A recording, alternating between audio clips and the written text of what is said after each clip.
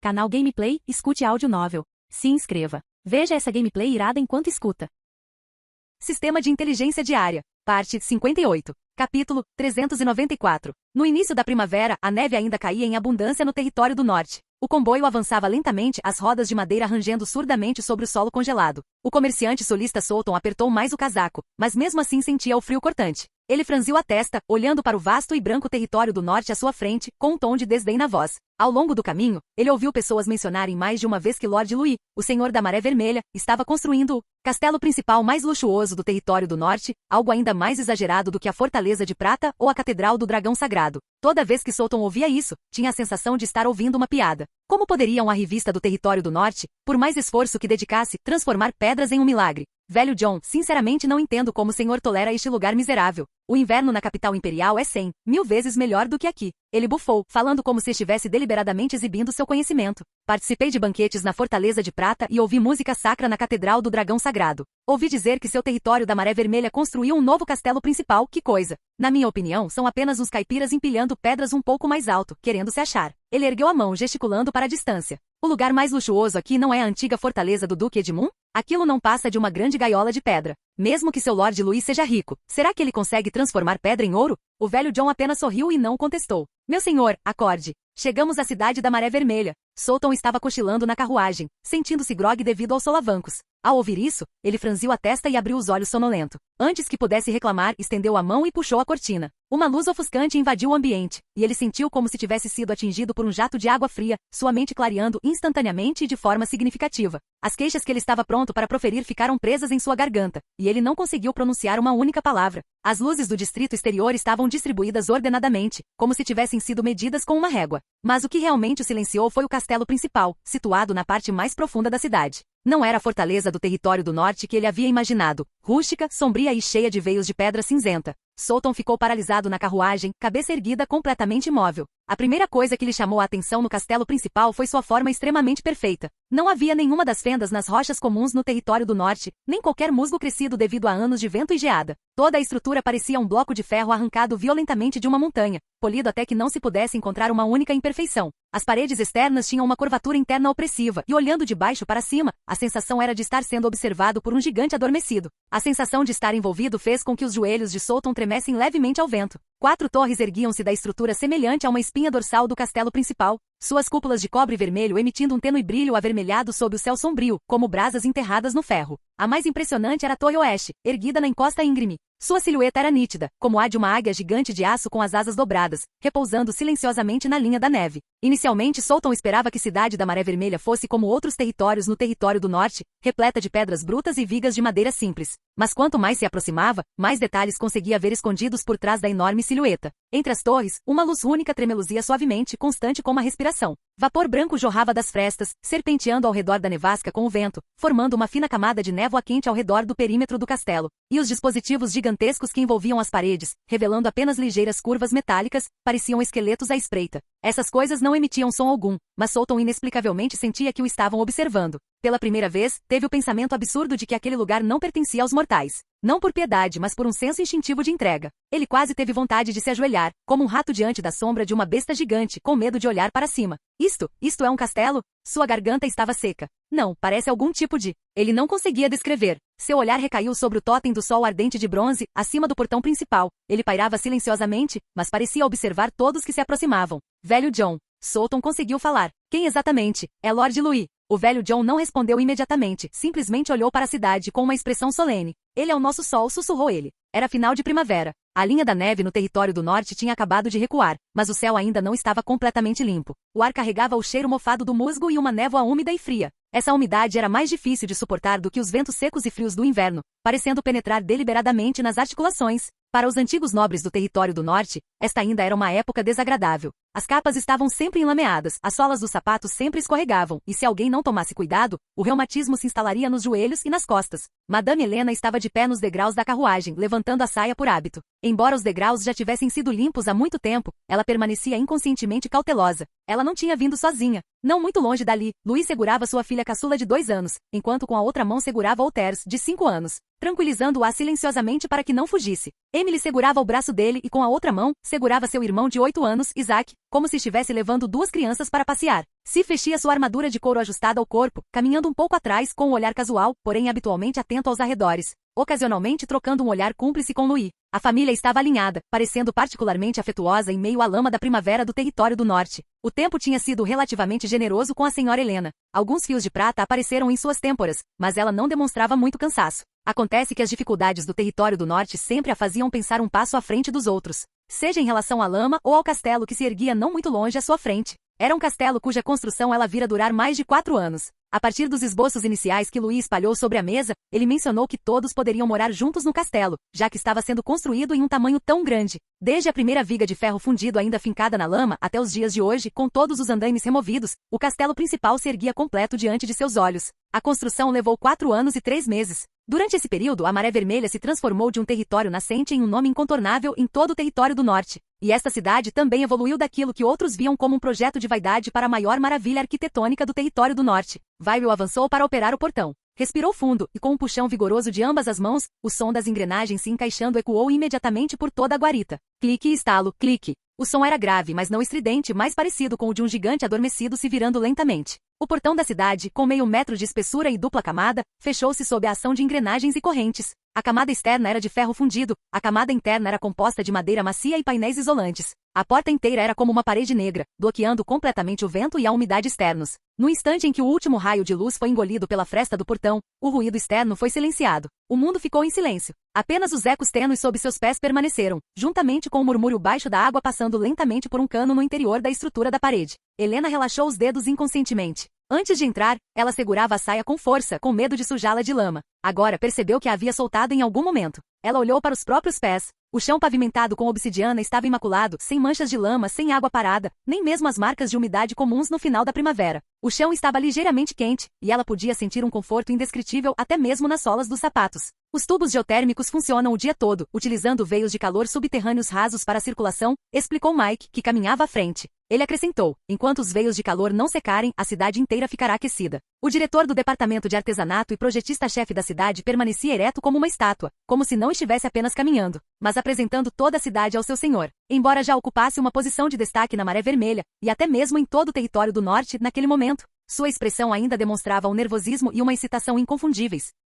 Meu senhor, minha senhora, por favor, sigam-me. Mike correu à frente para liderar o caminho, seus passos leves como os de um aluno do ensino fundamental prestes a receber um prêmio. Helena respirou fundo, desviando o olhar do chão. Seu olfato foi o primeiro a se recuperar. O cheiro pegajoso e terroso que vinha de fora do portão havia desaparecido completamente, substituído por um ar seco e quente com um toque de incenso de pinho e o aroma fresco do chá. Por um instante, ela até teve a ilusão de que não havia entrado em um castelo principal do território do norte, mas sim em uma pequena cidade de clima ameno no sul. Helena olhou para as costas de Louis, com as emoções muito confusas. Ela relembrou as noites de 6 anos atrás, quando chegou pela primeira vez à Maré Vermelha. Ela havia ficado viúva recentemente, com o pequeno Isaac nos braços, e passava noites inquietas no castelo de terra desconhecido de Maré Vermelha. Ela temia que esse filho abandonado, jogado no território do norte por sua família, se tornasse hostil. Temia que ele usasse o pretexto de proteção para engolir os sobreviventes de Edmund e temia que ela, a viúva do duque, fosse apenas uma peça no jogo que poderia ser sacrificada a qualquer momento. Naquela época, ela era cautelosa em tudo, observando cada reunião e cada decisão dele, aterrorizada com a possibilidade de um julgamento errado a deixar sem saída.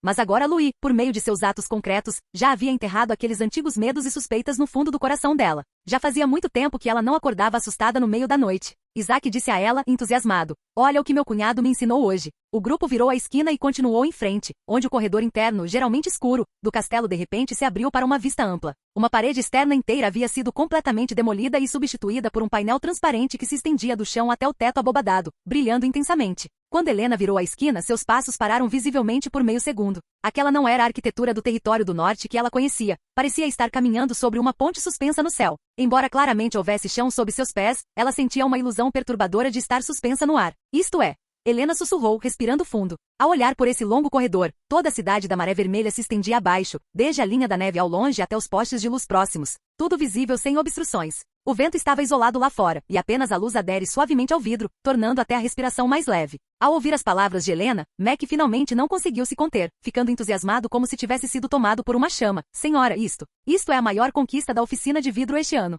Sua voz tremia. De acordo com as regras dos castelos antigos, isso deveria ter sido ameias e muralhas. Fizemos com que ficasse assim, garantindo que nenhum castelo no mundo inteiro possa replicá-lo. Helena continuou encarando o enorme painel de vidro, seus olhos refletindo puro choque. Ela raramente perdia a compostura dessa forma, mas a visão era suficiente para deixar qualquer um sem palavras. E quanto à proteção, ela finalmente perguntou. Essa pergunta não tinha a intenção de criticar, mas sim de expressar o instinto de um nobre que havia vivido anos de tempestades de neve e guerras no território do norte. Mac estufou o peito como se lhe tivessem perguntado sobre o seu assunto favorito. Estrutura tripla. A camada mais externa é sustentada por ferro frio, garantindo que nem mesmo uma besta da neve consiga quebrá-la. A camada intermediária é um material compósito de cristal recém-refinado, capaz de bloquear virotes de besta. E a camada mais interna é o nosso próprio vidro da maré vermelha, que resiste à geada, vibração e mudanças de temperatura. Senhora, não precisa se preocupar, está aí a torre interna. As verdadeiras defesas estão nas torres de ferro frio do anel externo, que possuem as melhores medidas defensivas de todo o território do norte. Quanto mais ele falava, mais brilhante se tornava sua voz, como se ele mal pudesse esperar para expressar todo o orgulho que havia reprimido ao longo dos anos.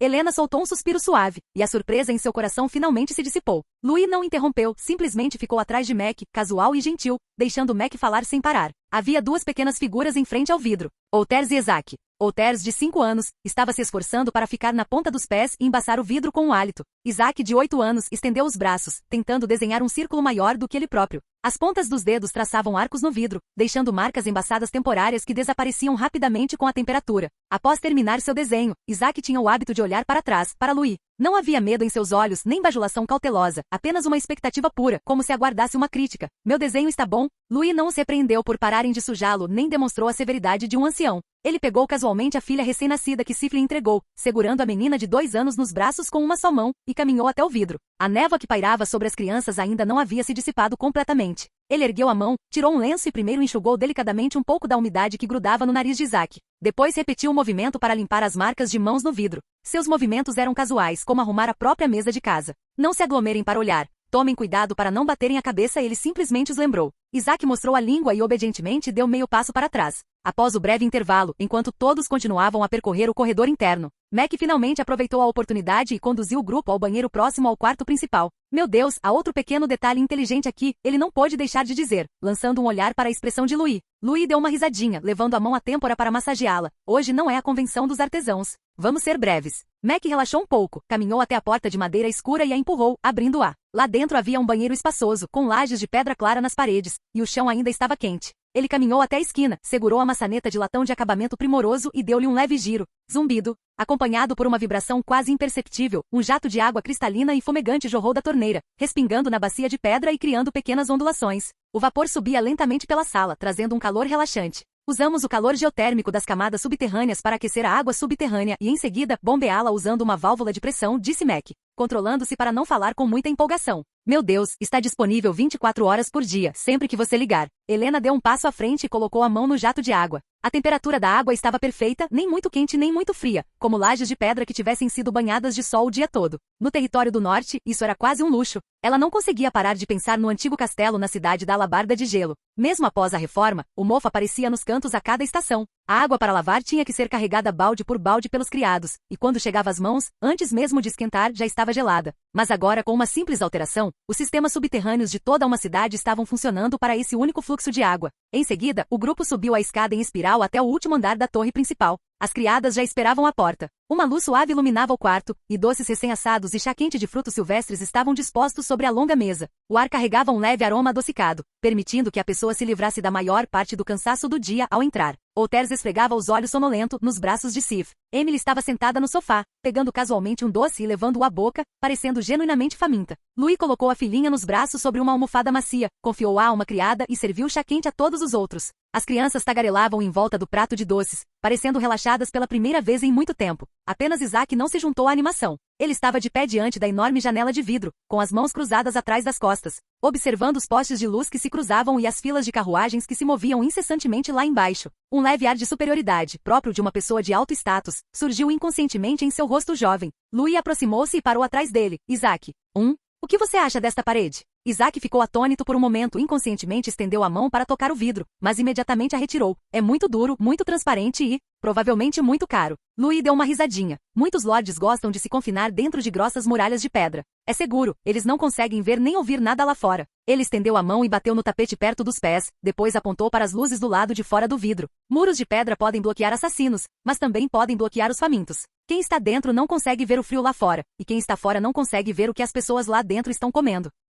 Isaac franziu a testa pensativamente. Temos que ser diferentes? Louis baixou a cabeça, encarando-o. Você precisa aprender a ser este pedaço de vidro. Isaac ficou estupefato. Ser de vidro? Sim. Louis bateu levemente no vidro com o nó do dedo. Ele precisa ser duro o suficiente para bloquear o frio e a maldade de fora. E precisa ser transparente o suficiente para que a vida de cada pessoa lá embaixo possa ser refletida em seus olhos a qualquer momento. Ele fez uma pausa, seu tom calmo, mas carregando um poder inegável. Os senhores que não conseguem enxergar as massas serão, em última análise, derrubados pelas massas. Lembrem-se do que eu disse hoje. Isaac olhou para ele e assentiu pesadamente. Eu me lembrei disso. Helena observou a cena com o coração tremendo levemente. Não era a primeira vez que ela via Louis ensinando Isaac. Ela entendia que Louis estava instruindo o futuro Lorde sobre como proteger uma cidade e seu povo. Quando o Duque morreu, pensei que Edmund tinha cometido um erro ao entregar o poder a esse jovem. Acreditava que ele acabaria por revelar a sua verdadeira natureza. Mas 6 anos se passaram. Ele reconstruiu a cidade da Alabarda de Gelo e, em vez de tratar Isaac como um fantoche, o tratou como um verdadeiro membro da família, ensinando-o a ser uma pessoa e um lorde como um irmão mais velho.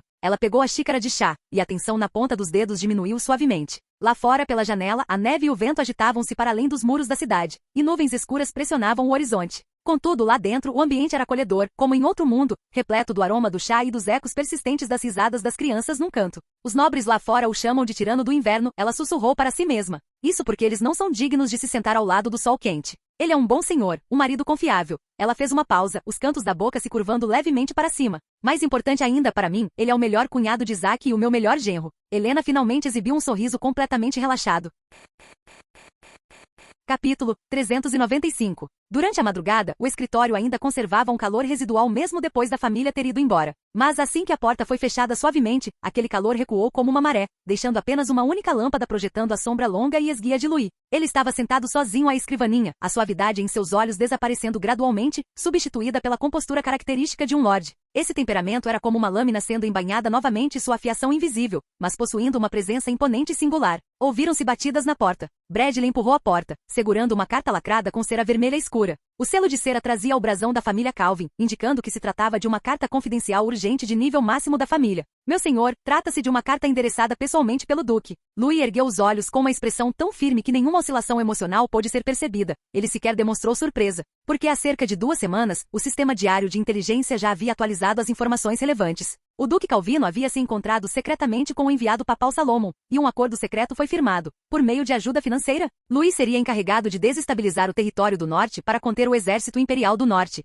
Essa carta, porém, foi apenas um adereço adicionado ao roteiro em cima da hora. Mas Louis ainda assim pegou a carta, casualmente pegou o cortador de papel e desdobrou a correspondência. O conteúdo, porém, inexplicavelmente gerou o cansaço que se sente quando um ator veterano repete uma cena ultrapassada. A essência da carta. O Império está em crise, e está aí a chance da família Calvin retornar ao seu auge. Louis, você é a espada mais afiada da família, a esperança do território do norte. Pelo bem do território do norte e da família, você deve cortar as linhas de suprimento do exército imperial do norte e instigar escaramuças na fronteira. Em caso de sucesso, a família lhe dará todo o apoio necessário para que você se torne o verdadeiro rei do território do norte. Bela retórica, visões exageradas e promessas ambíguas. Mas o Duque nunca mencionou uma única palavra sobre os enormes fundos militares recebidos do papado. Louis terminou de ler, e um sorriso frio lentamente curvou seus lábios. Aos olhos dos outros, esta carta representava uma confiança de um pai para com seu filho, e também a responsabilidade da família. Mas, aos olhos dele, era simplesmente um espetáculo de palhaços desajeitado. Primeiro, você guarda o ouro e a prata de verdade no seu próprio cofre e depois me obriga a usar o sangue do território da Maré Vermelha para realizar o seu sonho.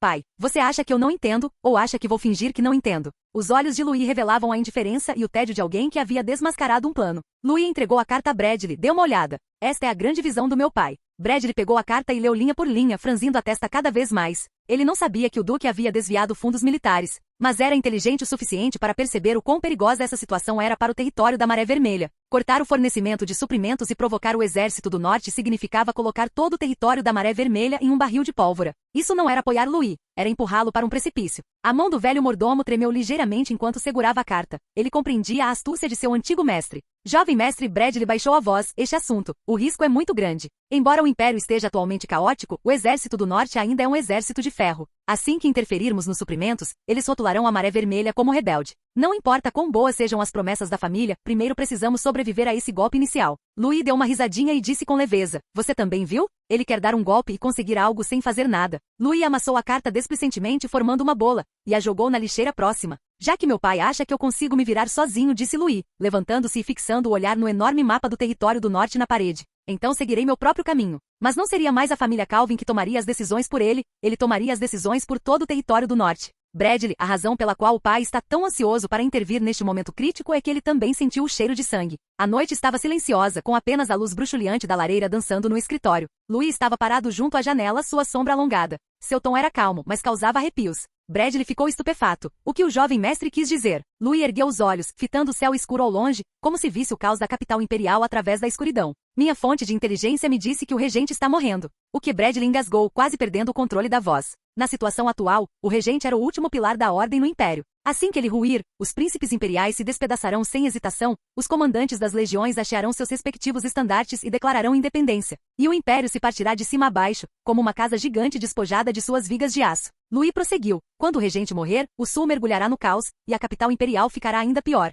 E no território do norte, aqueles comandantes da legião sentirão o cheiro da oportunidade. Eles sondarão e formarão facções. Bradley baixou a cabeça, com suor frio a escorrer pelas têmporas. Esta fragmentação imperial tem mesmo. É inevitável. Louis estava assustadoramente calmo. O Duque Calvino é apenas um daqueles que pressentiu isso antes dos outros. Ele quer especular, e eu também pretendo especular. Ele se virou lentamente com passos firmes e calmos, caminhando em direção ao mapa do território do norte. A luz da fogueira iluminava o enorme mapa de pergaminho, montanhas, vales fluviais, províncias, castelos. Os territórios da antiga nobreza do território do norte estavam espalhados por ele como peças de xadrez. Louis levantou a mão e colocou a ponta do dedo no centro do mapa. Mas em quem estou apostando? Perguntou ele suavemente. O pomo de Adão de Bradley subiu e desceu. Você, está apostando em? Louis deu um leve sorriso, o olhar afiado como uma lâmina desembainhada. Estou apostando em mim mesmo. Isso não era arrogância, mas sim uma confiança naturalmente adquirida após inúmeras vitórias e incontáveis cálculos. Se o Império vai ruir, que ruia. O importante é que o território do norte se unifique nesta era caótica. Seu tom de voz não era alto, mas cada palavra penetrava no coração de Bradley como um prego.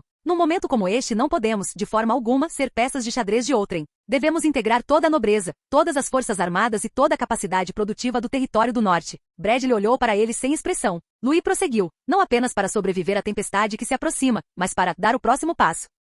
Bradley ergueu subitamente o olhar e, em transe, pareceu-lhe vislumbrar o contorno de um novo império a formar-se lentamente nos olhos de Louis. Isso não era ambição, mas sim a inevitabilidade que a época lhe impunha. A propósito, perguntou Louis de repente, como estão os preparativos para a Conferência de Reconstrução do Território do Norte? Bradley respondeu imediatamente. Tudo está de acordo com suas instruções. O local é Cidade da Alabarda de Gelo e a época é início do outono. Cidade da Alabarda de Gelo, antiga capital do Território do Norte, seu centro político e símbolo espiritual. Aquela cidade, que fora reduzida a cinzas nas guerras contra a mãe Nigéria e os bárbaros, estava sendo reconstruída discretamente por Louis. Um brilho frio reluziu nos olhos de Louis. O nome oficial da conferência ainda é reconstrução, mas o verdadeiro propósito é a unificação da autoridade militar. Quero reorganizar todas as forças armadas no território do norte e incorporá-las a um sistema de comando unificado. Ele ergueu a mão, traçando a esfera de influência de Remon no mapa, depois a guarnição do Exército Imperial do Norte, antes de finalmente colocar a ponta do dedo em Cidade da Maré Vermelha. Meu pai quer que eu contenha o Exército do Norte?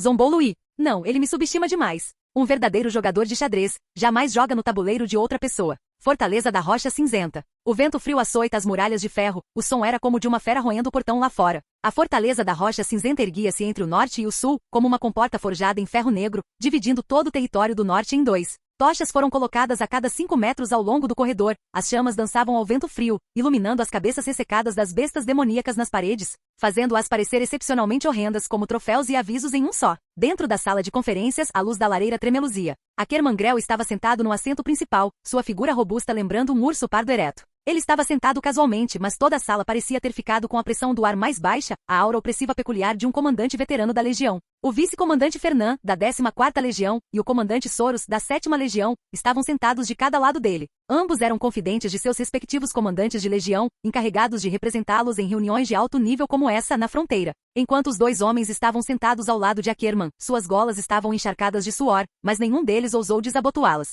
A voz de Fernand estava tensa quando ele falou, Lord Grell, não tínhamos combinado? De acordo com o enviado do segundo príncipe imperial, Sorel, só precisamos manter a visão turva e o silêncio nobre em relação ao território do norte. Norte. Por que nos convocar repentinamente para discutir a defesa conjunta? Essa ação poderia ser vista como uma extrapolação de poderes. Ackerman não respondeu imediatamente. Ele se serviu de um copo de bebida forte, contrabandeada da fronteira Esmeralda, absurdamente cara. Ele tomou um gole antes de soltar uma risada baixa e rouca. O que o segundo príncipe imperial me prometeu foi apenas uma vinícola no Vale de Valência e um título de visconde. Ackerman bufou. Ele quer que eu seja um leão de guarda adormecido e bem alimentado. Ele te ofereceu coisas parecidas, não é? A testa de Fernand franziu-se ainda mais. Ele queria falar, mas hesitou. Mas, sabe? Neste exato momento, Ackerman bateu o copo na mesa, derramando bebida. O regente está morrendo. Os dois policiais soltaram um suspiro de espanto. Ackerman prosseguiu. Assim que a capital imperial estiver em caos, os príncipes imperiais se atacarão como lobos famintos. Se o segundo príncipe imperial perder, nós, das legiões da fronteira, seremos os primeiros peões a serem descartados. Ele baixou a voz, um brilho de ambição reluzindo em seus olhos. Mas e se eu estiver do outro lado da tempestade?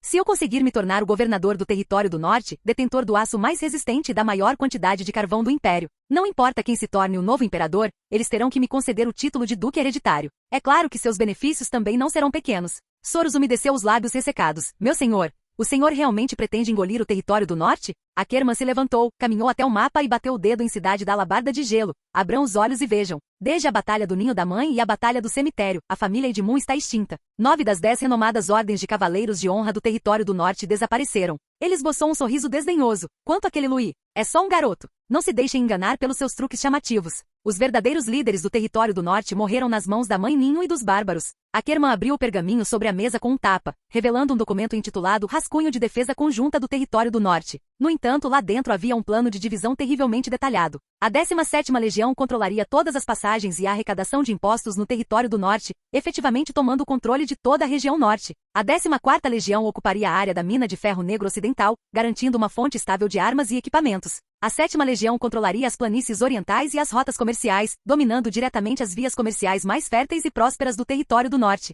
A respiração de Soros acelerou. Isto é, dividir o território do norte em pedaços? Ackerman sorriu com uma lâmina afiada. Deixaremos Louis na cidade principal e o deixaremos continuar sendo seu homem rico. Ignore-o. Enquanto ele continuar ganhando dinheiro obedientemente, não o tocaremos. Ele fez uma pausa e, em seguida, fez um gesto como se estivesse cortando a garganta com a mão. Se ele não for obediente, nós o substituiremos por alguém que seja. A expressão de Fernand mudou ligeiramente. Não tenho autoridade para assinar uma aliança militar. Essas questões devem ser decididas pelos próprios comandantes das legiões. O coronel Fernand e o comandante Soros trocaram olhares, ambos sabendo exatamente por que estavam naquela reunião secreta em uma noite nevosa. Eles eram os olhos e ouvidos mais confiáveis dos comandantes da legião, e tinham que transmitir cada palavra dita esta noite exatamente como a ouviram, permitindo que seus superiores avaliassem o rumo da situação. Ackerman já havia previsto isso e entregou um novo pergaminho. Não é necessário nenhum tratado, apenas um memorando de reunião. Levem isso de volta e deixem que eles escolham por si mesmos se querem ou não uma parte do banquete. Em todo caso, sussurrou Ackerman, não tenho pressa em tomar uma decisão. A luz da fogueira refletia em seu rosto, lançando uma sombra sobre sua ambição ardente.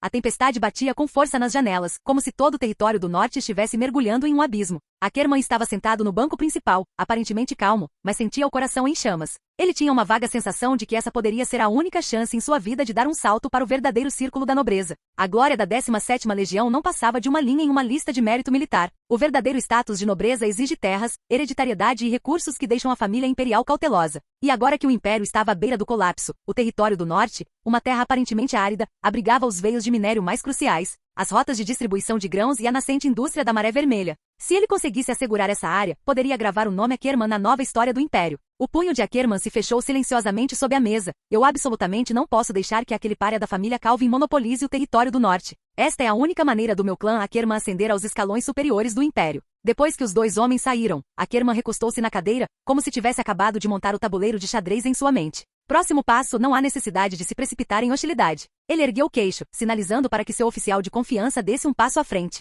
Ele deslizou o dedo lentamente pelo mapa, contornando o território da Maré Vermelha, a cidade da Alabarda de Gelo, parando finalmente em um pequeno território discreto, o território Morcano. Aquele lugar era tão insignificante que o mapa do território do norte nem se deu ao trabalho de desenhá-lo claramente, foi simplesmente marcado como uma área cinza. Não havia aderido ao sistema da Maré Vermelha, mas devido ao seu terreno e recursos minerais, possuía suas próprias caravanas comerciais. Tinha considerável força financeira e estava perto da fortaleza da Rocha Cinzenta. Ackerman apontou com o dedo para aquela área cinzenta. Vamos começar por ele. O oficial de confiança franziu a testa. Barão Morcan? Exatamente. Ackerman exibiu aquele olhar de riso desdenhoso. Aguarde a chegada do próximo lote de caravanas. Ele acenou com a mão para o ajudante. Envie 2 batalhões de cavalaria. Cite diretamente a cláusula suplementar da Lei Imperial de Requisição de Emergência em Tempo de Guerra, dizendo que este lote de mercadorias precisa ser requisitado temporariamente para proteção contra os bárbaros. O oficial de confiança franziu a testa. E se o barão resistir? A voz de Ackerman era tão monótona como se ele estivesse falando sobre o tempo. Quebrem os braços e as pernas do líder e jogue-nos na neve.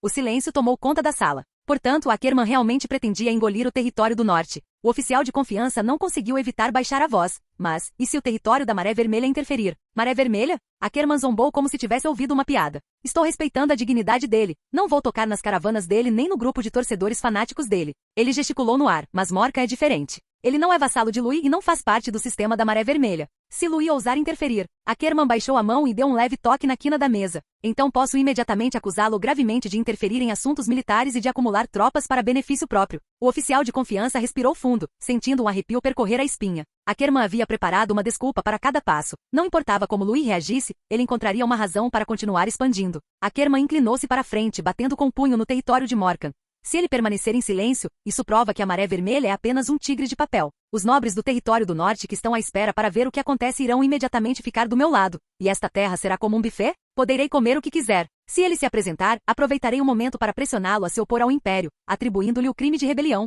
A luz da fogueira dançava em seu rosto, delineando uma curva perigosa. Aconteça o que acontecer, esta greve vai cair. Ackerman sacou sua faca pessoal e cravou a ponta firmemente no local onde ficava o território Morkan, fazendo a madeira estalar levemente. Ele encarou a faca, seus lábios curvando-se lenta e perigosamente para cima. Deixe essa ovelha balir por 2 dias. Quero ver se aquele jovem mestre sentado em seu quarto aquecido realmente tem a ambição de ser o guardião do território do norte, ou se ele só tem a habilidade de se esconder em seu castelo e contar seu dinheiro.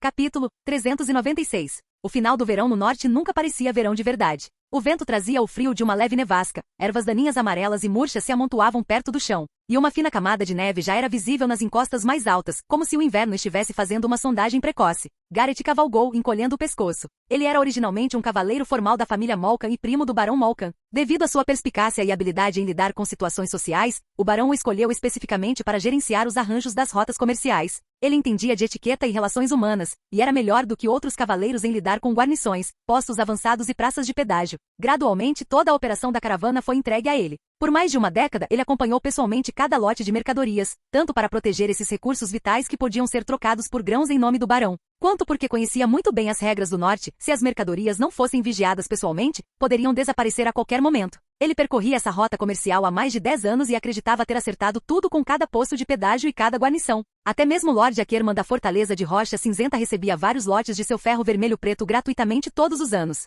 Portanto, ele acreditava que também não ocorreriam acidentes este ano. Foi nesse estado de espírito que Garrett viu o desfiladeiro sombrio passar. A rota comercial adiante estava completamente bloqueada por arbustos de capim friso. 12 cavaleiros de armadura negra, todos cavaleiros de elite, estavam enfileirados na lama, como estátuas de ferro erguidas em meio a uma nevasca. Os guardas de Garrett desembainharam suas espadas instintivamente. Não se mexam. A voz de Garrett falhou em pânico. Guardem suas espadas. Querem morrer? Ele saltou do cavalo e correu para lá, como se temesse ser decapitado se demorasse um só passo. Seu rosto estava congelado em um sorriso rígido enquanto ele apresentava a pesada bolsa de dinheiro, previamente preparada com ambas as mãos. Senhores, agradeço o vosso trabalho árduo. Sou da caravana da família Malkan. Já fiz os arranjos com Lord Ackerman. Esta pequena quantia destina-se aos irmãos comprarem vinho e se aquecerem. A bolsa de dinheiro caiu na mão do capitão da armadura negra, machado quebrado, emitindo um som metálico abafado e surdo. Machado quebrado pesou o objeto, zombou e jogou a bolsa casualmente para a pessoa atrás dele, sem demonstrar qualquer intenção de se mover sequer um centímetro. Senhor cavaleiro, perguntou Garrett cautelosamente, podemos passar agora?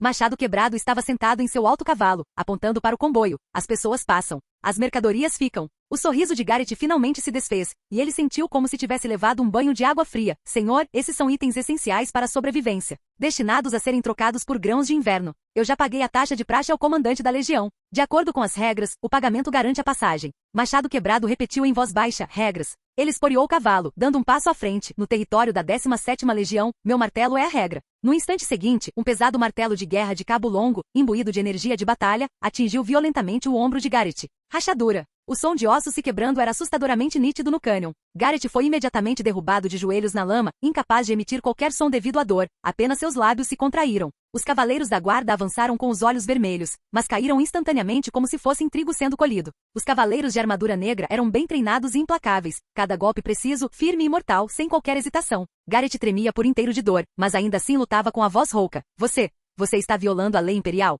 que afirma que a propriedade privada dos nobres não pode ser confiscada, em uma zona não combatente. Machado Quebrado desmontou, agarrou-o pelos cabelos e pressionou seu rosto com força contra o chão. O Império? Zombou ele. A capital imperial fica a 10.000 milhas daqui. Peça que venham salvá-lo pessoalmente. Ao perder a voz, ele pisoteou e esmagou o joelho de Garrett. Garrett soltou um grito lancinante, o som ecoando no Vale Nevado, apenas para ser engolido pela neve que caía continuamente. Machado Quebrado apontou casualmente para o chão. Vocês poucos cavem. Depressa. Os cavaleiros restantes da família Molca empalideceram, mas só conseguiam se ajoelhar na lama, com as mãos e os pés tremendo, usando espadas curtas e luvas para raspar a terra, que estava congelada e mais dura que pedra. Garrett foi arrastado para um canto. Ele sentia tanta dor que estava quase inconsciente, mas se obrigou a circular o kit de batalha, deixando aquele leve calor fluir por seu corpo como um último fio de esperança. No entanto, sob o tormento dos ossos quebrados e do vento frio, o ki da batalha cintilou como uma faísca que se apaga, diminuindo e aumentando de brilho até durar menos de 1 minuto. Quando os guardas finalmente cavaram a cova, a lamentável energia de batalha dentro de Garrett já havia se extinguido por completo, e seu corpo começou a sentir verdadeiramente o frio cortante do final do verão no norte. Os cavaleiros de armadura negra o empurraram verticalmente para dentro do fosso, permitindo que a lama e a neve cobrissem seu peito.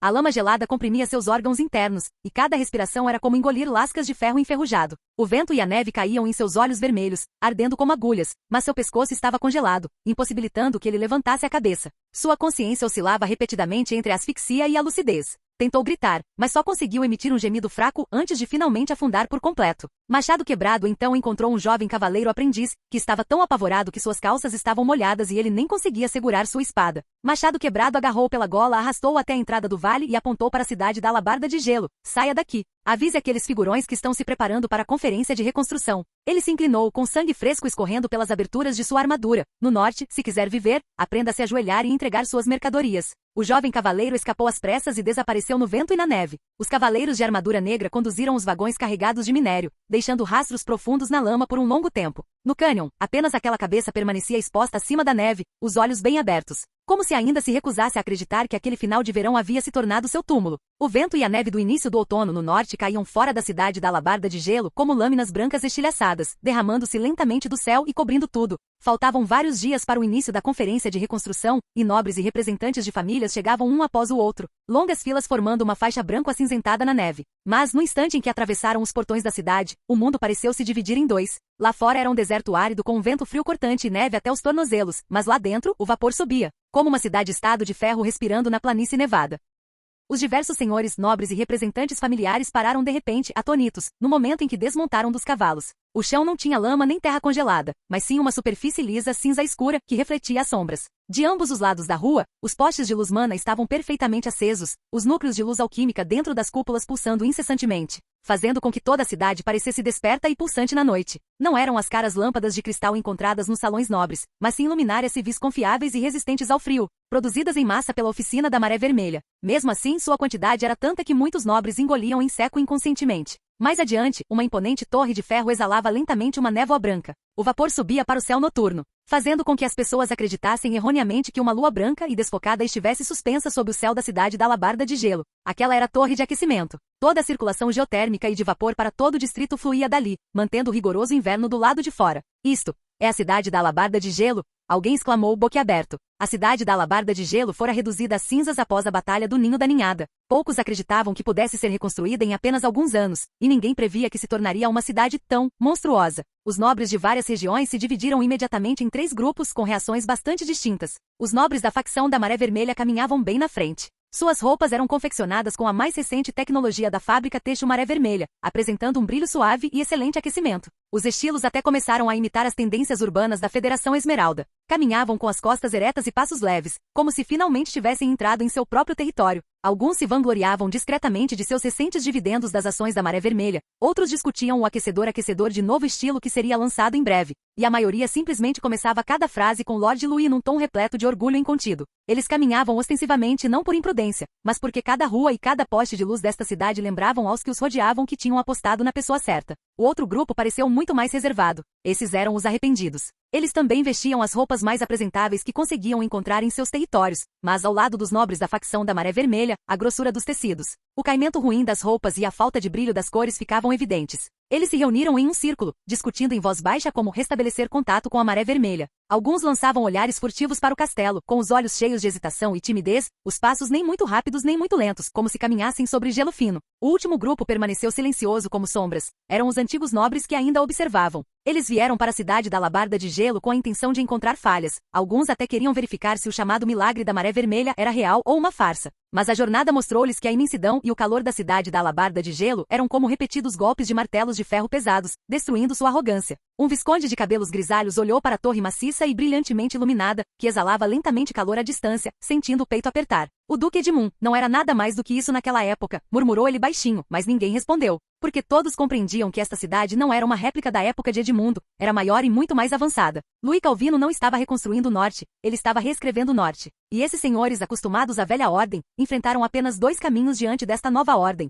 Ou você se integra, ou é esmagado. Dentro do elegante salão da hospedaria da cidade da Alabarda de Gelo, o ar estava quente como na primavera, embora uma fina camada de neve caísse lá fora, pela janela. A decoração interior era luxuosa, e os candeeiros de parede de cristal mágico emitiam um brilho suave, criando uma tranquilidade que parecia isolá-los do frio intenso do norte. Malcolm estava meio reclinado em uma poltrona macia, parecendo muito satisfeito consigo mesmo. Ele estava vestido de forma excepcionalmente elegante hoje, uma capa com gola de zibelina preta, botas com fivelas de prata e até mesmo um bálsamo nobre. Tudo isso visava demonstrar a confiança da família Malcolm aos poucos outros nobres de classe média e baixa que estavam hesitantes. 3 ou 4 nobres ao seu redor seguravam o chá preto especial maré vermelha, sorrindo por fora, mas seus olhos revelavam a mesma inveja amarga. A ostentação de Lord Louis é exagerada demais. Temos que ficar na fila só para verificar nossa identidade e entrar na cidade. Eu, um lorde digno, cheguei a ser barrado por um guarda, reclamou um nobre em voz baixa. Mas ele certamente tem dinheiro. Outro nobre tomou um gole de chá, zombando verbalmente, mas escondendo inveja nos olhos. Ouvi dizer que aqueles que se juntaram à maré vermelha fizeram fortuna este ano. Estou pensando, talvez nós também devêssemos. Antes de terminar de falar, Malcolm bateu a xícara de chá na mesa, com um tom de voz que carregava um toque de repreensão autossatisfeita. Render-se? Se quiser render-se, pode ir agora mesmo à mansão do Lorde e apresentar o seu juramento de fidelidade. Malcolm zombou, mas pessoas inteligentes não oferecem o pescoço para que outros o acorrentem. Aquele rapaz com apenas 20 anos, mesmo que tenha descoberto um território e construído algumas engenhocas sofisticadas, foi pura sorte. Ele realmente pensa que é o Senhor do Norte? Acho que sem esses artesãos ele não conseguiria nem resistir ao vento do norte. Ele ergueu a mão e apontou para o vento e a neve lá fora pela janela, neste exato momento enquanto tomamos chá. A grande caravana da minha família Malcolm está passando pelo passo de bosque de Bétulas. O ânimo dos nobres se renovou. Essa era uma caravana notoriamente lucrativa no norte. Os lábios de Malcolm se curvaram num sorriso, e ele se recostou mais confortavelmente na cadeira. Esses vagões estão carregados com minério de alta pureza. Assim que chegar em segurança ao sul, o grão e as moedas de ouro que eu trocar por ele irão chocar todos vocês, senhores. Os nobres trocaram olhares, todos demonstrando expressões de admiração. Alguém comentou em voz baixa, viver tão confortavelmente sem se juntar à maré vermelha, a família Malcolm realmente tem confiança. Lisonjeado e radiante, Malcolm sorriu ainda mais presunçosamente. Quando minhas mercadorias retornarem, oferecerei a todos vocês um verdadeiro chá do sul de alta qualidade. Essa coisa de maré vermelha, o gosto é muito grosseiro. Os outros imediatamente se juntaram às risadas, e a sala se encheu de uma sensação de tranquilidade que vinha da crença de que eles tinham o controle da situação. Até que uma batida urgente soou do lado de fora da porta. Quem é? Não vê que estou em uma discussão? Malcolm franziu a testa com um tom impaciente. A porta foi aberta com um empurrão. Quem entrou não era uma empregada, mas sim o velho mordomo que acompanhava a família Malcolm. Ele estava completamente encharcado, como se tivesse sido banhado por chuva e neve, ou como se tivesse corrido muito durante todo o percurso e suado bastante. Seu rosto estava mortalmente pálido, sem cor alguma. Ele havia esquecido até mesmo as regras básicas de etiqueta, tropeçando alguns passos antes de correr para a mesa de Malcolm. Os nobres ficaram surpresos com a cena e endireitaram-se na cadeira. Lord Malcolm. A voz do velho mordomo tremia incontrolavelmente. Malcolm franziu ainda mais a testa. O que é isso? Qual o significado desse pânico? Ignorando os outros, o velho mordomo se aproximou e sussurrou em seu ouvido com a voz trêmula. A sala de estar ficou subitamente tão silenciosa que só se ouvia o zumbido fraco dos candeeiros de parede. A expressão de Malcolm desmoronou diante dos olhos de todos, transformando-se em choque. Então suas pupilas se contraíram violentamente. Por fim, seu rosto inteiro ficou cinza claro. Barulho. A xícara de porcelana que ele tinha na mão caiu no chão e se estilhaçou. Chá fervendo derramou em suas botas, mas ele não demonstrou qualquer reação. Malcolm parecia ter sido agarrado pelo pescoço, conseguindo tossir algumas palavras desconexas com dificuldade. Você disse que tudo se foi. Até ele também. Sua voz falhou na garganta, como se ele fosse desabar no chão. No centro da praça, uma estátua de ferro frio de 10 metros de altura permanecia silenciosa. Esse era o antigo guardião do norte, o Duque Edmundo. A estátua, forjada em ferro frio, brilhava com uma luz metálica fria sob a neve, áspera e pesada. O Duque estava vestido com armadura de guerra, empunhando uma espada grande, e sua postura sugeria que ele poderia despertar do ferro e partir para a batalha a qualquer momento. O mais impressionante era a terrível cicatriz em seu rosto, que se estendia do canto do olho esquerdo até o queixo. A textura da carne enrolada foi esculpida profundamente pelo escultor, sem qualquer adorno. Isaac olhou para a estátua, o rosto vermelho por causa do vento frio, mas os olhos estavam ligeiramente quentes. Ele ergueu a mão, querendo tocar o pedestal da estátua de seu pai. Mas assim que a ponta dos dedos se aproximou, pareceu tomado por um sentimento de reverência e em silêncio. Retirou a mão. Louis ficou ao lado dele, observando a cena em silêncio.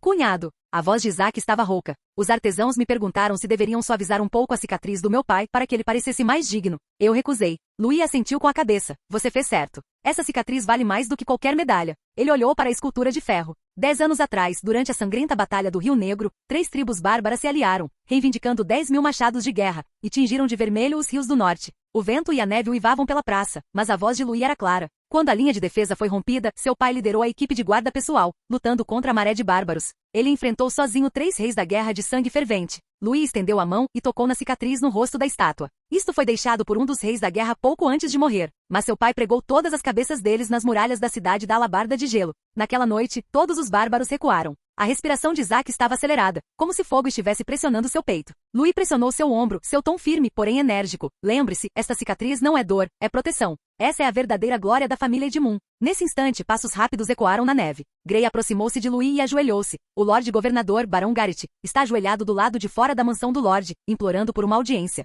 Ele está chorando muito e diz que houve um incidente grave, muito urgente. Isaac despertou de suas memórias heroicas, mas a expressão de Louis permaneceu completamente inalterada. Ele apenas piscou levemente. Louis não respondeu imediatamente. Em vez disso, primeiro ajeitou a gola de Isaac, que estava arrepiada pelo vento, e tirou um floco de neve do ombro dele, com movimentos lentos e tranquilos. Era como se ele se importasse mais com a aparência do cunhado do que com o pânico de Garrett. Após alguns segundos, ele finalmente falou com calma. Diga a ele que minha agenda está muito cheia. Que tal às 7 horas da noite depois de amanhã? Devo ter uns 10 minutos livres então. Canal Gameplay. Escute áudio novel. Capítulo 397. As pesadas cortinas de veludo mantinham o vento uivante e a neve do lado de fora, deixando a mansão cidade da Alabarda de Gelo tão silenciosa que quase se podia ouvir o crepitar do fogo. Uma luz tênue tremeluzia na lareira e a fraca lâmpada mágica dividia o cômodo em luz e sombra. As únicas coisas claramente visíveis eram a cadeira de encosto alto e o jovem lorde sentado nas sombras. Louis estava vestido casualmente com uma camisa de seda preta, a gola ligeiramente aberta, parecendo que acabará de sair da atmosfera tranquila de um jantar em família. Um jovem lobo do gelo, branco como a neve, estava enroscado a seus pés, cochilando com os olhos semicerrados, mas mantendo, no entanto, uma percepção aguçada do que o rodeava. Isaac permaneceu em silêncio num canto. O jovem mantinha as costas eretas, como um aprendiz novato, com os olhos repletos de reverência e nervosismo. Passos confusos soaram do lado de fora da porta. Então, com um rangido, o Barão Morkan foi conduzido para dentro por um servo. Ele era completamente diferente do homem de 2 dias atrás, que segurava uma xícara de chá na sala de chá, queixo erguido, zombando que Louis era apenas um pirralho mimado. 2 noites sem dormir, somadas a um medo imenso e à espera, destruíram completamente seu espírito.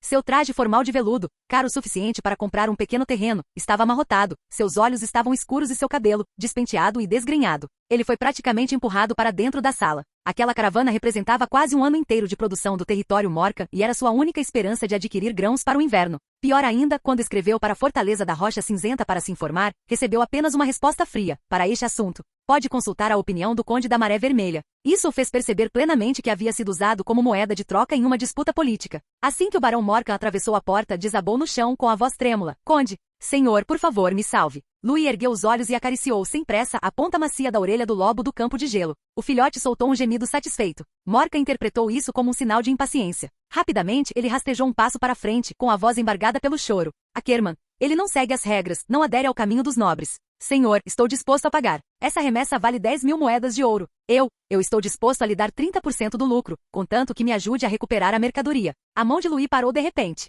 O lobo do campo de gelo ergueu a cabeça e soltou um gemido baixo e insatisfeito. Louis suspirou baixinho, mas seu tom era tão frio quanto o gelo do inverno do norte. Morkan, o que exatamente eu fiz para você me desrespeitar tanto? Morkan ergueu a cabeça abruptamente, com o rosto tomado por confusão e terror. Louis se levantou, com as mãos cruzadas atrás das costas, e caminhou lentamente de um lado para o outro à luz tênue da fogueira. Se você tivesse se disposto a se juntar à Maré Vermelha há 6 meses, sua caravana ostentaria meu estandarte aonde quer que fosse. Não seria apenas decoração, seria um escudo. Ele se virou, o olhar cortante como uma faca, mas você não fez isso. Você disse que não precisava da Maré Vermelha, disse que entendia as regras entre os nobres, disse que suas próprias conexões eram suficientes para enriquecê-lo. Qual é o resultado? O rosto de Morkan estava mortalmente pálido, seus lábios trêmulos. Naquela época. Agora que você perdeu seus bens e seus cavaleiros, finalmente se lembra de que tem um amigo confiável como eu no norte. Luís zombou. E mesmo assim você ainda me trata como mercenário com quem pode barganhar. A voz de Morkan já estava plana e sem tom. Senhor, eu só quero sobreviver, eu só quero que minha família sobreviva. Não ouso desejar vingança, só peço os bens. Estou disposto a pagar, seja qual for o custo. Luís se virou fitando as chamas bruxuleantes da lareira, com um tom tão frio quanto o de uma constatação. Seu primo teve os membros quebrados e morreu congelado vivo na lama nevada. Seu cavaleiro foi cortado ao meio. Você está ajoelhado aqui agora, mas só se importa com o valor da sua caravana de mercadorias. Você nem sequer se dispõe a me chamar de Conde Calvino. Morkan tremia por inteiro e finalmente caiu em prantos. Nesse momento, Luís se virou novamente, seu olhar pousando sobre ele. Mas eu sou uma pessoa razoável. Afinal, a família Morkan faz parte do norte. Ao ouvir isso, Morkan agarrou-se àquilo como a uma tábua de salvação. Se senhor. O senhor está disposto a me ajudar? Vou lhe entregar uma carta, disse Luís. O atendente Grey a entregará em meia hora. Morkan ergueu a cabeça, um lampejo de esperança surgindo em seus olhos. Você pega essa carta, continuou Luís, e vai pessoalmente até a fortaleza da Rocha Cinzenta para entregá-la a Ackerman. Morkan parecia ter sido atingido por um raio, seu rosto empalidecendo instantaneamente como a morte. Senhor Ackerman.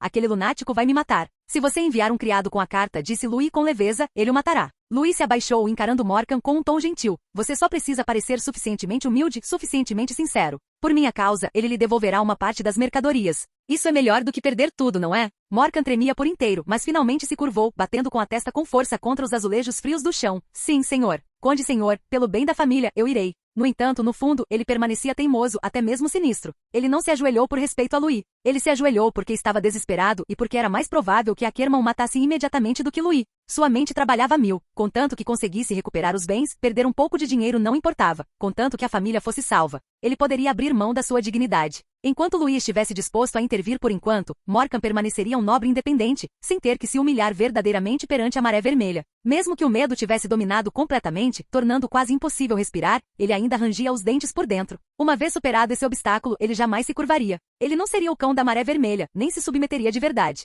Quando ergueu a cabeça, seus olhos estavam vermelhos e seus lábios tremiam, mas o traço de relutância e calculismo permanecia oculto em seu olhar, recusando-se a desaparecer. A porta se fechou lentamente em meio aos passos hesitantes de Morkan. Isaac finalmente não conseguiu se conter. Cunhado, um homem como Ackerman não cospe a carne depois de tê-la na boca. Mandar Morkan, não é mandá-lo para a morte? Luís pegou sua pena e escreveu algo no papel timbrado do brasão da Maré Vermelha, com uma expressão calma a ponto de indiferença. Isaac, a primeira coisa que você deve aprender é a não depositar sua esperança na misericórdia do seu inimigo. Estou enviando Morkan, mas não para que ele recupere a mercadoria. Ele parou de escrever, permitindo que a tinta se dispersasse ligeiramente no ar. Essas mercadorias desapareceram no momento em que foram apreendidas. Isaac ficou paralisado. Luís ergueu os olhos com as pupilas profundas como a noite do inverno rigoroso do norte. O que eu realmente quero é uma razão. Então ele se virou e ordenou, Saco, vá chamar Lambert. O jovem bárbaro acenou com a cabeça e saiu. Isaac ergueu ligeiramente a cabeça, parecendo curioso, mas sem ousar perguntar mais nada. Ele podia sentir a atmosfera mudando, passando de instruções para uma silenciosa vontade de lutar. Um instante depois, Lambert entrou, sua armadura levemente coberta de geada pelo vento e pela neve, mas ainda perfeitamente alinhada. Ele parou a meio passo de Luís, juntou o punho em concha e fez uma reverência. Senhor, Luís perguntou sem rodeios. Quantos cavaleiros estão atualmente na cidade da Alabarda de Gelo? Os olhos de Lambert se estreitaram. Ele entendeu imediatamente a intenção de Luís. Ele não questionou nem hesitou. 2.100 cavaleiros da Maré Vermelha, 600 cavaleiros da Presa de Prata. Mais os cavaleiros que chegaram com as várias famílias nobres, totalizando cerca de 1.100. Se totalmente integrados, 3.700 cavaleiros poderão ser mobilizados. Além disso, as armas já chegaram. Luís deu um leve sorriso, com uma implicação arrepiante escondida em sua expressão. Isso basta. O lobo do campo de gelo soltou um rosnado baixo naquele instante, como se pressentisse a tempestade que se aproximava sobre as planícies de neve. A sala de conferências de guerra no último andar da fortaleza de Rocha Cinzenta. O enorme mapa do norte na parede estava fragmentado por linhas vermelhas, assemelhando-se a um gigante dissecado. Ackerman estava diante do mapa, sua figura imponente, como a de um urso pardo ereto. Seu dedo tocou levemente um pergaminho, que era o rascunho da defesa conjunta do norte, que ele mesmo havia escrito. A luz da fogueira refletia em metade do seu rosto, fazendo com que seus olhos parecessem sombrios e gananciosos. Império, príncipe nobre. Essas palavras soavam menos reais em seu coração do que duque hereditário. Ele não era leal ao segundo príncipe. O segundo príncipe era meramente um trampolim que ele podia utilizar temporariamente. Ele pretendia substituir o duque Edmundo. Só lhe faltava um motivo para iniciar o conflito. Os bens Morkan que foram requisitados serviam tanto de isca quanto de teste. Se Luís permanecesse em silêncio, isso provaria que a Maré Vermelha não passava de um tigre de papel. Se ele ousasse se apresentar, haveria motivos para atribuir a ele a principal acusação de interferência em assuntos militares e de acumulação de tropas para ganho pessoal. Ackerman curvou os lábios num sorriso gélido e desdenhoso. Quando ele estava prestes a continuar estudando o mapa, passos rápidos soaram à porta. A atmosfera no salão da Fortaleza da Rocha Cinzenta subitamente ficou tensa. 2 soldados empurraram para dentro um homem trêmulo, o barão da família Morkan. Ignorando a geada no chão, ele caiu de joelhos diante de Ackerman com um baque surdo. Seu corpo estava curvado como o de um cão vadio congelado, mas ele forçou um sorriso bajulador. Vossa Excelência, o comandante da legião, meu povo Morkan não foi suficientemente minucioso e perturbou seu estimado exército. Sou tolo e não compreendo o profundo significado de seu destacamento militar. Vim especificamente para confessar minha falta e aceitar a punição. Enquanto Morkan falava, ele mantinha deliberadamente a voz baixa e suave, imitando o tom suplicante dos nobres da Corte do Sul, com até mesmo o final de suas frases carregando um tom de bajulação. Espero que Vossa Excelência veja com bom senso. Minha pequena caravana não passa de um grão de areia no norte, insignificante comparada ao prestígio militar de seu estimado exército, verdadeiramente insignificante. Ele rastejou rapidamente para frente novamente, tirou um saco de gemas do peito e o ergueu com as 2 mãos, permitindo que as gemas exibissem seu brilho máximo à luz da fogueira, como se estivesse disposto a se oferecer junto com ela se Ackerman apenas assentisse com a cabeça. Por favor, aceite este pequeno presente, Vossa Excelência. Os irmãos trabalham arduamente nos treinamentos e patrulhas dia e noite. Este pequeno presente é uma demonstração de profunda admiração por eles. Se Vossa Excelência pudesse permitir que os bens,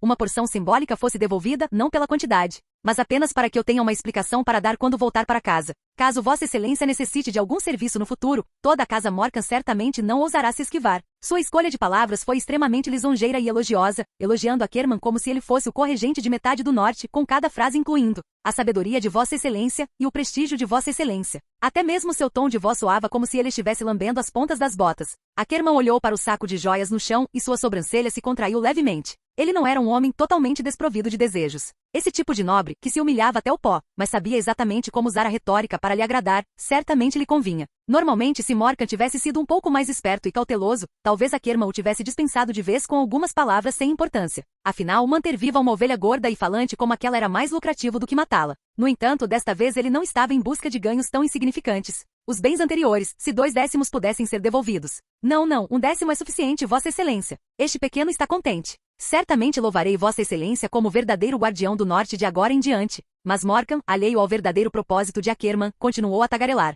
Ackerman chutou o saco de joias para longe. Ele atingiu um pilar de pedra, e as joias se espalharam e rolaram, criando uma série de sons nítidos de tilintar. Mal entendido. Ackerman olhou para ele de cima, com um tom de voz que lembrava o clangor de ferro frio. Você está insinuando que eu roubei seus pertences? Morkan começou a suar frio instantaneamente. Ele se curvou ainda mais, com a cabeça quase enterrada no chão. Não.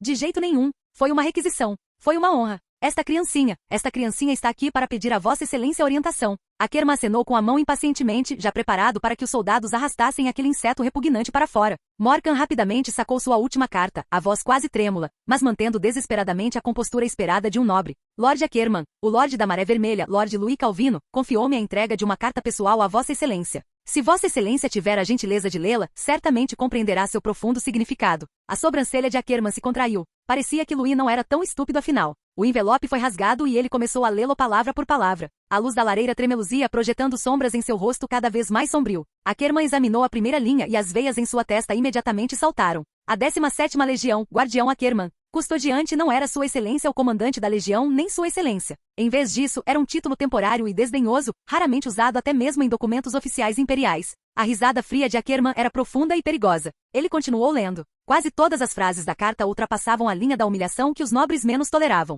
Fiquei chocado ao saber que seus subordinados agiram recentemente de forma ultrajante, como cães selvagens e incultos do deserto, saqueando uma caravana nobre e maculando a honra dos soldados imperiais. Esse comportamento constitui traição. Considerando suas origens humildes e a falta de modos, enviei especialmente o Barão Morkan para lhe ensinar as regras. Você deverá devolver todo o material em até 3 dias e viajar até a cidade da Alabarda de Gelo para se ajoelhar e receber 30 chicotadas. Só então poderei considerar não destituir sua cabeça de cachorro do Conselho do Trono do Dragão. A assinatura foi escrita como se proclamasse uma forma de governo. Conde da Maré Vermelha, Governador-Geral Interino do Norte, Louis Calvino. Enquanto ele lia a carta, o silêncio na sala era sepulcral. De repente, Ackerman caiu na gargalhada, uma risada rouca e selvagem, como correntes de ferro arrastando pelo chão. Ha. Louis, seu gênio. Ele riu até quase chorar, mas seu sorriso escondia uma intensa intenção assassina. Morkan o viu rindo e pensou que as coisas tinham melhorado. Então rapidamente forçou uma risada seca. O Lorde Comandante da Legião está absolutamente certo. As palavras de Lord Louis são sempre muito razoáveis, então que bom. O riso cessou abruptamente.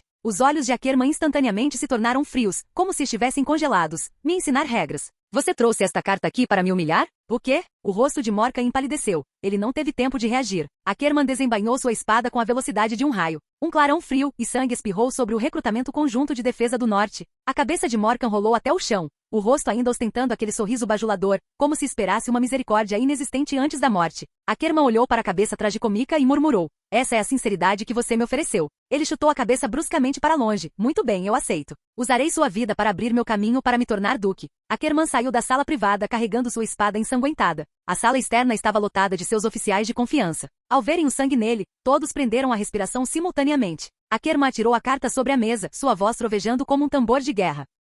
Observem atentamente, todos vocês. O Lorde da Maré Vermelha, Louis Calvino, está em conluio com contrabandistas, ameaçando as tropas imperiais estacionadas e tentando dividir o norte. Isso é uma provocação contra o Império, uma provocação contra todas as nossas legiões. Os oficiais de confiança trocaram olhares. Ninguém ousou questioná-lo, mas todos entenderam as intenções de Akerman. Akerman ergueu a espada, a luz sangrenta refletindo em seu rosto, fazendo-o parecer louco e excitado. Esta carta é a sua declaração de guerra. É também o nosso bilhete de entrada para o Círculo da Nobreza. Envie imediatamente cartas para Saul, o Muro de Ferro da 14ª Legião, e para Balt, o Cão Louco da 7ª Legião. Diga a eles. Louis fez sua jogada. Que eles escolham por si mesmos se querem continuar como vigilantes ou se querem compartilhar este banquete de carne. Os oficiais ficaram entusiasmados e partiram para cumprir as ordens. Por fim, apenas Akerman permaneceu de pé diante da janela. O vento e a neve batiam no vidro grosso, soando como sussurros ao longe. Ele olhou para o norte, em direção à cidade da Alabarda de Gelo, que reunia todos os nobres do norte. A luz de um predador ardia em seus olhos. Uma oportunidade divina. Assim que eu tomar a cidade da Alabarda de Gelo, aproveitarei a chance para capturar todos os nobres reunidos de uma só vez. E, não importa quem se torne imperador na capital imperial, eles terão que implorar para me conceder o título de duque hereditário. Atrás dele, 2 soldados arrastavam o cadáver decapitado de Morkan pelo chão. A mancha de sangue era brilhante, como uma estrada carmesim que se estendia em direção à cidade da Alabarda de Gelo.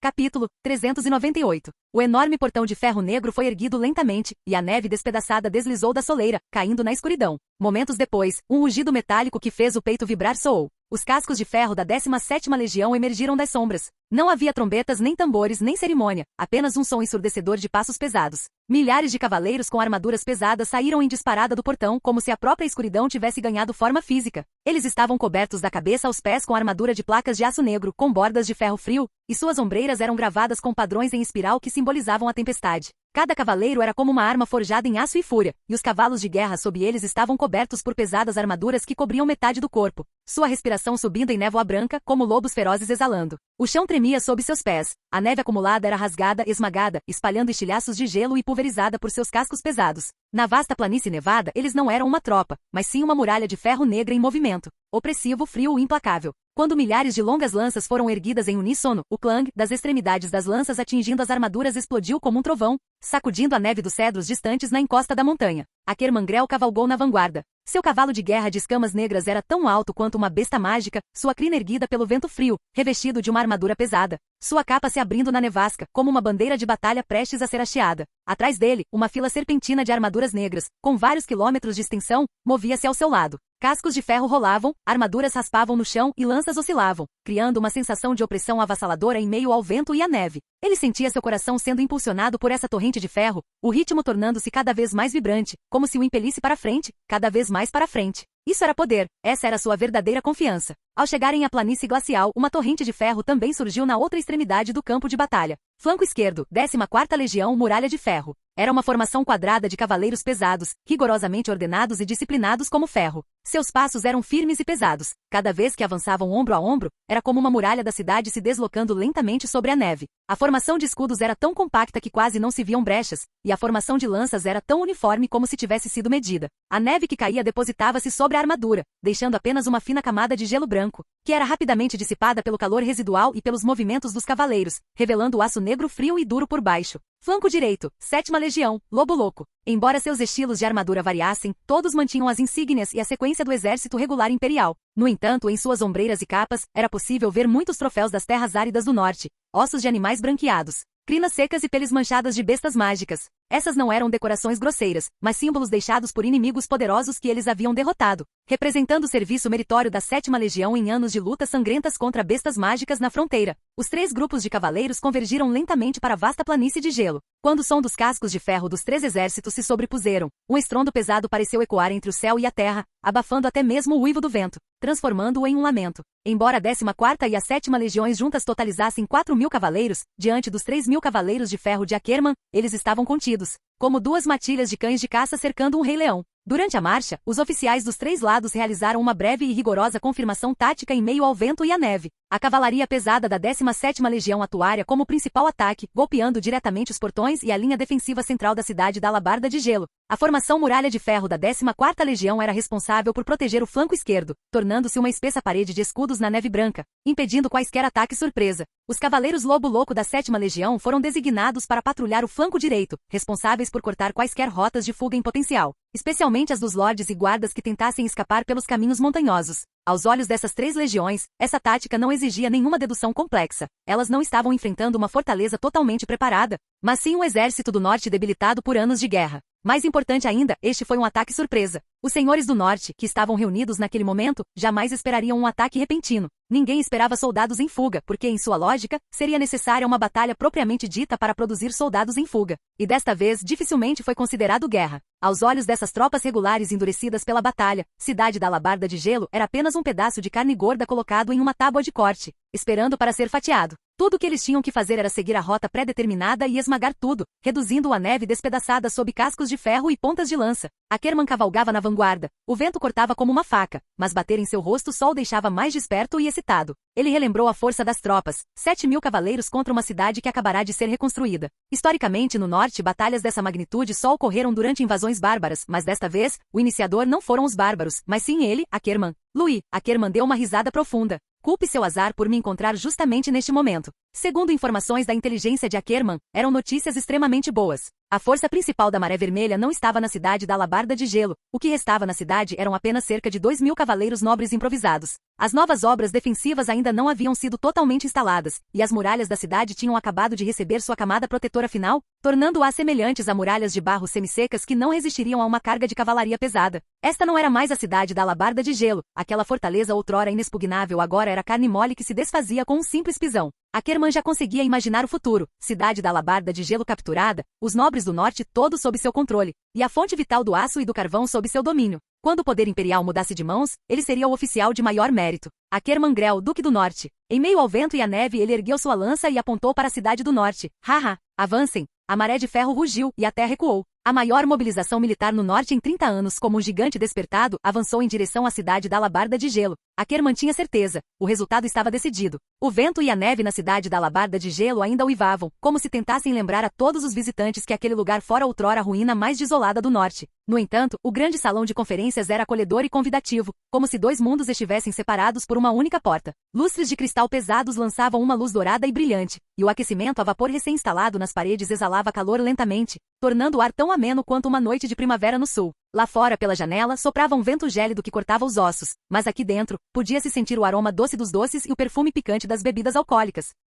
A longa mesa estava coberta com toalhas de mesa de veludo de alta qualidade, e os artesãos do território da Maré Vermelha haviam trabalhado nos pratos de forma primorosa, como verdadeiras obras de arte. Doces, chá preto, bebidas alcoólicas fortes, frutas em conserva com mel, tudo empilhado em grande quantidade, tornando quase possível esquecer que este lugar já foi palco de uma guerra. Esta sessão da Conferência de Reconstrução do Norte foi o encontro mais completo em décadas. Além dos nobres mais importantes, até mesmo os pioneiros barões de menor importância sentavam-se nas fileiras externas. A sala estava repleta de conversas constantes, em sua maioria conversas informais. Alguns discutiram os preços dos grãos do ano, outros trocaram experiências de caça e alguns brincaram sobre o quão duro os dançarinos trabalharam na noite anterior. Era como se o norte tivesse realmente acolhido a estabilidade e a prosperidade. Só que ninguém mencionou Garrett Morkan, como se ele tivesse desaparecido da memória de todos. Ninguém queria atrair azar para uma ocasião tão animada. No entanto, por trás de toda a conversa descontraída, escondia-se uma ansiedade compartilhada. Louis ainda não havia chegado. A cadeira principal de encosto alto, na extremidade da mesa de conferências, estava vazia. Quanto mais alto o status do nobre, mais frequentemente ele olhava para ela. Passaram-se 10 minutos, depois 20. Alguns nobres de longa data começaram a ficar impacientes, baixando deliberadamente a voz para reclamar. Só um pirralho, esquecendo a etiqueta depois de ser lorde por alguns anos. Fazendo todos nós esperarmos por ele, quem ele pensa que é? No entanto, ninguém se atrevia a falar muito alto. Afinal, a cidade da Alabarda de Gelo era atualmente território da Maré Vermelha, e a força do território da Maré Vermelha deixava todos cautelosos. Assim que a conversa começou a se espalhar, a porta principal foi aberta à força pelo lado de fora. Todos instintivamente pararam de falar e olharam para cima em uníssono. Como era de se esperar, Luí Calvino entrou. Hoje ele era completamente diferente dos nobres no salão, trajando vestimentas formais. Ele usava a armadura de batalha leve padrão da Maré Vermelha. O aço negro brilhava friamente sob a luz, e as bordas de suas ombreiras ainda estavam manchadas com lama de neve que não havia sido completamente removida. Ele não fingiu ser um nobre respeitável vestindo trajes formais, mas entrou abertamente no salão de conferências. Seus passos eram firmes, como se ele pudesse se virar e correr para o campo de batalha a qualquer momento. Como se usasse esse equipamento para lembrar a todos que a paz no norte nunca foi mantida pela etiqueta. Bradley e Isaac o seguiram. O velho mordomo era deferente, mas seguia rigorosamente as regras de etiqueta. Isaac manteve a cabeça erguida, seus olhos carregando o nervosismo e o orgulho típicos de um jovem, entrando para observar como Duque de Edmund e futuro Senhor do Norte. Louis caminhou até o lugar principal sem pressa para se sentar, mas pousando a mão na borda da mesa, falando educadamente porém casualmente, peço desculpas pela demora. Pessoal, estava resolvendo um pequeno assunto e me atrasei um pouco. Sua voz não era alta, mas silenciou instantaneamente todo o salão de conferências. O senhor trabalhou muito. Lord Louis é bondoso demais. É uma honra para nós que você tenha podido comparecer. Os nobres se levantaram um após o outro para cumprimentá-lo, como se estivessem recebendo um grande banquete. Louis sorriu em reconhecimento e ocupou o lugar principal, mas ele não abriu a agenda da conferência que detalhava a cooperação comercial. Em vez disso, bateu levemente com os dedos na mesa, criando uma sensação de desconforto. Senhores, continuou Louis, antes de discutirmos como ganhar dinheiro, preciso primeiro dar a todos uma pequena má notícia. A expressão más notícias não causou muita comoção no salão. Alguns franziram ligeiramente a testa, mas apenas responderam com indiferença. Outros nobres interpretaram isso como o humor seco habitual de Louis, à espera de uma piada ou fofoca. Afinal, com um tom tão descontraído, o que poderia dar errado? Louis fez uma pausa por um segundo, mantendo o tom calmo. Neste momento, a 17ª Legião, a 14ª Legião e a 7ª Legião, totalizando 7.000 cavaleiros totalmente armados, cruzaram a linha de defesa da floresta de Bétulas. Ele ergueu os olhos suavemente e acrescentou: se as estradas estiverem livres, provavelmente chegarão à cidade da Alabarda de Gelo em cerca de um dia e começarão o massacre. O ar congelou instantaneamente. 3 segundos depois, o ruído explodiu como pólvora em chamas. 7.000 cavaleiros? Você está louco? Como vamos lutar contra isso? As pernas de um barão menor, finas como um graveto, cederam, e ele bateu com a bunda no chão com um baque surdo. Do outro lado, um velho conde de cabelos brancos bateu com força na mesa, fazendo os talheres saltarem alguns centímetros. Louis, você arrastou o norte inteiro para isso? Sabe o que isso significa? Acabou. Tudo acabou, murmurou um nobre, encostando-se no encosto da cadeira como se seus ossos tivessem sido arrancados. Outros desabaram completamente, levantando-se de um salto e derrubando a cadeira atrás deles. Rápido, enviem emissários. Enviem-nos agora. Abram os portões da cidade. Digam a Ackerman que não estávamos envolvidos, que não sabemos de nada. O medo se espalhou como uma praga. A voz de todos se elevou incontrolavelmente. O salão inteiro da conferência parecia um navio naufragado atingindo um recife, gritos, discussões, pessoas correndo de um lado para o outro. Toda a elegância havia sido destruída pelo medo. Em meio a esse caos, Louis permaneceu sentado em silêncio, sem demonstrar raiva, sem pânico, e até mesmo tomou um gole tranquilo de vinho tinto. O nobre que gritou rendição foi o mais barulhento, chegando a tentar invadir e forçar a porta principal. Louis pousou a taça de vinho, com um tom tão calmo que parecia estar repreendendo uma criança mal comportada. Renda? Negociação? Tem certeza de que Ackerman poupará suas vidas? Quando Morkan foi exigir a devolução dos bens requisitados, foi decapitado ali mesmo. Agora, sua cabeça está pendurada nas ameias da fortaleza da Rocha Cinzenta. Enquanto falava, ele tirou um pergaminho do bolso do peito e o jogou sobre a mesa. O pergaminho se desenrolou, revelando densas marcas vermelhas. Senhores, vocês têm duas opções. Louis estendeu um dedo. Primeira, lutar individualmente. Serão derrotados um a um. Suas famílias inteiras serão dizimadas. Ele estendeu um segundo dedo. Segundo, entregue-me imediata e incondicionalmente os soldados e guardas particulares que vocês trouxeram, juntamente com toda a autoridade de comando militar dos seus territórios. O comando será unificado sob a Maré Vermelha. Ele recostou-se na cadeira, seu tom ainda gentil, mas causando arrepios. Votem agora. Quem concorda, permaneça sentado. Quem discorda, a porta é por ali. Podem ir dar as boas-vindas a Ackerman. Aquela porta, de repente, tornou-se tão aterradora quanto a entrada da morte. Ninguém se mexeu, incluindo o nobre que acabará de gritar por rendição. Ele foi pregado no lugar como se suas pernas estivessem cheias de chumbo, com gotas de suor frio escorrendo pela testa. Poucos segundos depois, o primeiro nobre ergueu a mão trêmula. Então veio o segundo, o terceiro. Mais pessoas assentiram em silêncio, mais pessoas não ousaram olhar para cima e mais pessoas expressaram submissão através do silêncio. Não houve objeções. Louis assentiu com satisfação, revelando mais uma vez aquele sorriso gentil. Muito bom. Louis levantou-se, ajeitou os punhos da camisa e falou em tom leve, como se estivesse encerrando um corriqueiro chá da tarde, já que todos concordam. A reunião está encerrada. Agora é hora da guerra. Louis pronunciou essa frase, a barra do seu casaco esvoaçando levemente na brisa, e dirigiu-se diretamente para a porta principal. As centenas de nobres no salão permaneceram imóveis, como se suas almas tivessem sido arrancadas. Apenas seus olhos arregalados seguindo vagamente sua figura que se afastava. Isaac vinha atrás, seus passos curtos quase exigindo uma corrida para acompanhá-lo. Embora se esforçasse para manter a calma, seus lábios cerrados denunciavam sua ansiedade. Só depois de saírem do salão, ele finalmente puxou a manga de Louis e sussurrou: Cunhado, está mesmo tudo bem? Há 7.000 cavaleiros lá fora. Louis parou, olhou para o garotinho que se esforçava para parecer maduro, e a frieza em seus olhos suavizou-se instantaneamente. Ele estendeu a mão e bagunçou o cabelo de Isaac. Está tudo bem. Seu tom era tão casual como se estivesse respondendo sobre o tempo. Não importa quantas pessoas Akerman tenha trazido, ele já perdeu. Isaac ficou atônito. Mas nós não estamos. Não estamos correndo grande perigo agora? Louis sorriu, um sorriso que carregava a certeza de quem controla tudo. Vim hoje simplesmente para que me entreguem pessoalmente à autoridade militar. Sem essa ameaça, eles jamais acatariam de bom grado. Ele deu um tapinha no ombro de Isaac. Quanto a Akerman, as grandes guerras não começam quando o inimigo chega, elas terminam antes mesmo de o inimigo agir. Este encontro também fez parte do campo de batalha. Após terminar de falar, ele continuou caminhando, com passos firmes e relaxados, como se a ameaça de 7.000 cavaleiros fosse apenas uma peça que ele já havia colocado em seu tabuleiro de xadrez. Fim do vídeo. Para acesso antecipado à continuação dos vídeos, ou para incentivar o canal, vire membro. Muito obrigado. Ei, quer ouvir meus novos projetos antes de todo mundo? O segredo foi revelado. Seja membro no Patreon e libere agora o acesso antecipado a áudios exclusivos e inéditos. Te espero lá!